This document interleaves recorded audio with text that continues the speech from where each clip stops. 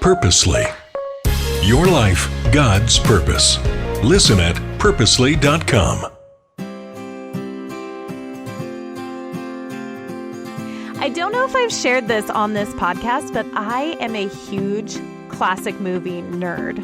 Movies were just made differently back then. They were more creative because they had to be. There weren't computers to add special effects. They played with color, they cut film reel, they did various shots from different angles. I took a class on the beginning of filmmaking in college, and I was and am obsessed. For a short, simple version of what I learned there, you can watch the movie Hugo, which is a family-friendly movie. Highly recommend. It will tell you a lot about the origins of movies. So when it comes time for the spooky season, I appreciate the vibe of some classic horror films. They're not all out gory and terrifying. They're just unique and creative. There's a funny juxtaposition in one of my favorite movies, which is not a creepy horror film or a classic film. It's The Sandlot, and it is where a classic horror film comes into play.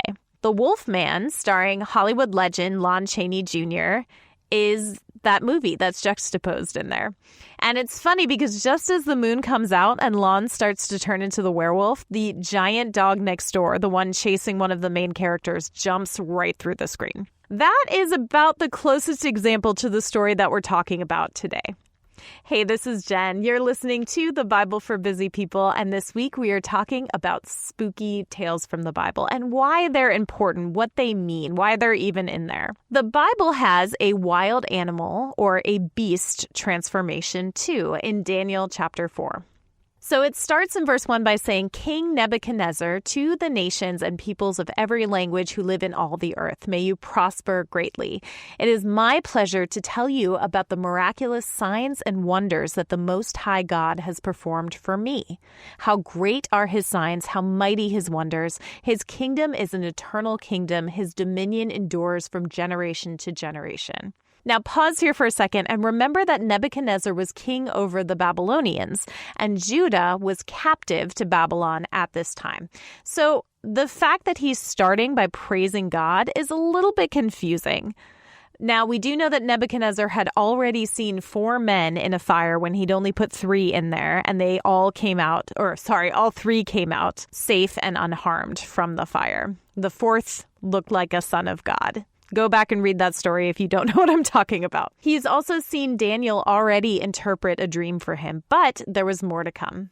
So basically what happens at the beginning of this is Nebuchadnezzar explains his dream, brings it to the wise men of Babylonian, and nobody can interpret it. He ends up going to Daniel, who is also called Belteshazzar, which is his Babylonian name, but Daniel would have been his Hebrew name. And in verse 19 it says, Then Daniel, also called Belteshazzar, was greatly perplexed for a time, and his thoughts terrified him. So the king said, Belteshazzar, do not let the dream or its meaning alarm you. Belteshazzar answered, My lord, if only the dream applied to your enemies and its meaning to your adversaries. The tree you saw, which grew large and strong, with its top touching the sky, visible to the whole earth, with beautiful leaves and abundant fruit, providing food for all, giving shelter to the wild animals, and having nesting places in its branches for the birds. Your majesty, you are that tree. You have become great and strong. Your greatness has grown until it reaches the sky, and your dominion extends to distant parts of the earth. And so he goes on to describe a messenger coming from heaven saying to cut down the tree and saying, let him be drenched with the dew of heaven. Let him live with the wild animals until 7 times pass by for him. So the interpretation is from Daniel is that this is actually going to happen to Nebuchadnezzar, that he is already great, but he will be driven away from people and live with wild animals. I'm skipping ahead because this is a lot to read, but I'm going to go ahead and go to verse 28.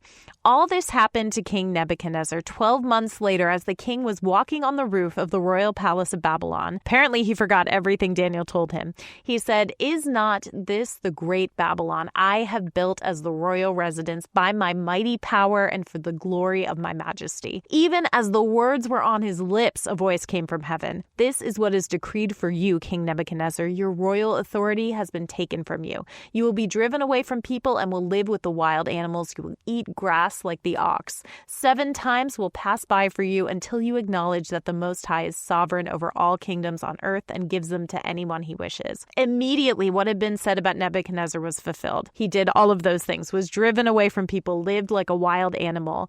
It said his hair grew like the feathers of an eagle and his nails like the claws of a bird. At the end of that time, I, Nebuchadnezzar, raised my eyes toward heaven and my sanity was restored. Then I praised the Most High. I honored and glorified him who lives forever. His dominion is an eternal dominion. His kingdom endures from generation to generation. All the peoples of the earth are regarded as nothing. He does as he pleases with the powers of heaven and the peoples of the earth. No one can hold back his hand or say to him, "What have you done?" At the same time that my sanity was restored, my honor and splendor were returned to me for the glory of my kingdom. My advisors and nobles sought me out, and I was restored to my throne and became even greater than before.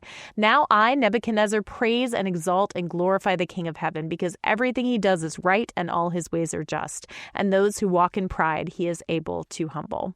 This dream is basically told 3 times, once when Nebuchadnezzar explains it, once when Daniel interprets it, and once when it actually happens. The repetition is significant. Repetition implies significance in the Bible. It tells you to pay attention to what is being said. Also, the number 3 in the Bible involves wholeness and completion. And I think it's interesting how the story comes full circle from Nebuchadnezzar praising God to ending the same way. It shows several things about God. First of all, that God follows through with promises. Also, that God exalts the humble and brings down the proud. God is sovereign even over the grandest kings. There's the aspect of God's justice as well. God intervenes several times on behalf of his people as they were in exile. And I would say that this is one of them, that God shows up to show his own glory so that Nebuchadnezzar knows who is really sovereign.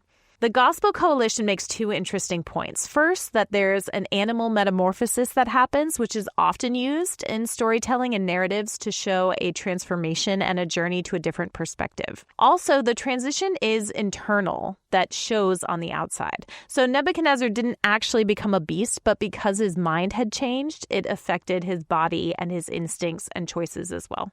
Sin does that to us. Instead of having our desires satisfied in God, we go after achieving them on our own. Since the Garden of Eden, we've tried to become gods on our own, and it never ends well. May our pride never go that far. May we always keep our eyes on the one who is sovereign over all, who loves us and pursues relationship with us, and who helps us remember where we stand when we struggle with being too full of ourselves. That's the story for today. Let's talk again tomorrow about another spooky story.